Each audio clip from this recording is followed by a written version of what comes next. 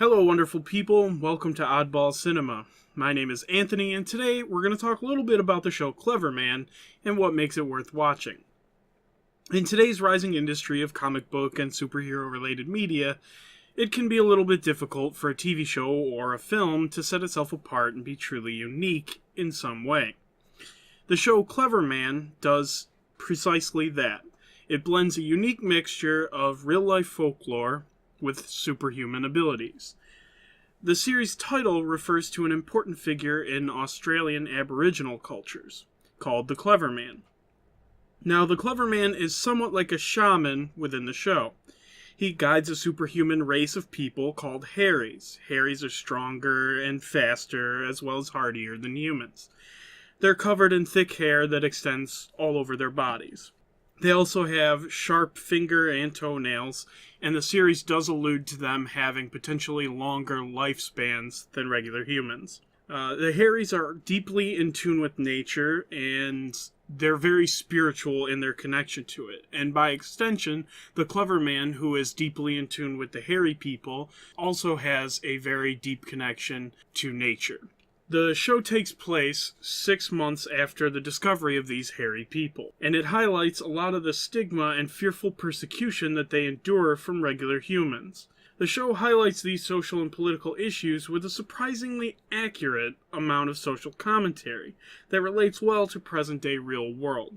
As a result of segregated living and other persecutions, many of these Harries pay to be smuggled into human communities, where they shave off their excess hair in an attempt to pass themselves off as humans.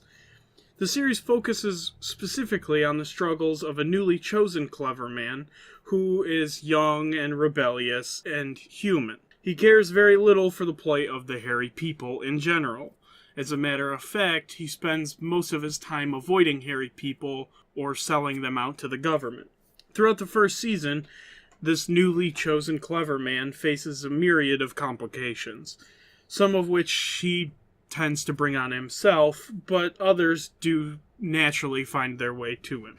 The show does an excellent job of weaving its characters through the plot with complex moral outlooks that frequently fall outside the norms of the simple good versus evil dichotomy that we see a lot in superhero media these days.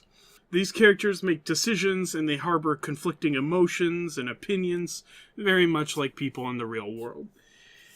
The primary adversary of the first season is played by Ian Glenn, who is commonly known for his role on Game of Thrones as Jorah Mormont.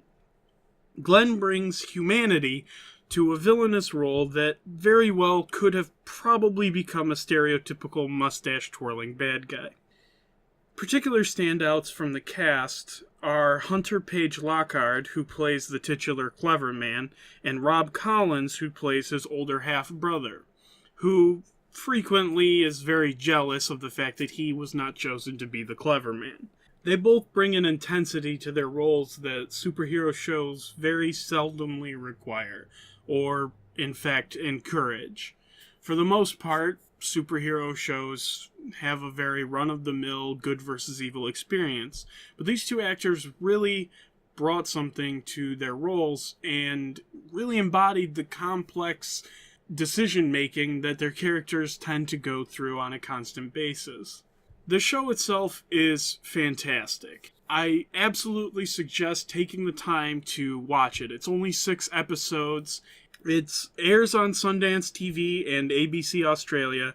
I watched it on Netflix. I think you can find it on Amazon. I'm not sure if it can be found on Hulu. But the show has been greenlit for a second season, and it did receive increased funding. I really encourage everyone to check it out. I had a very good time with it, and I think that you will too. My name is Anthony, this is Oddball Cinema, and I will see you all on the silver screen.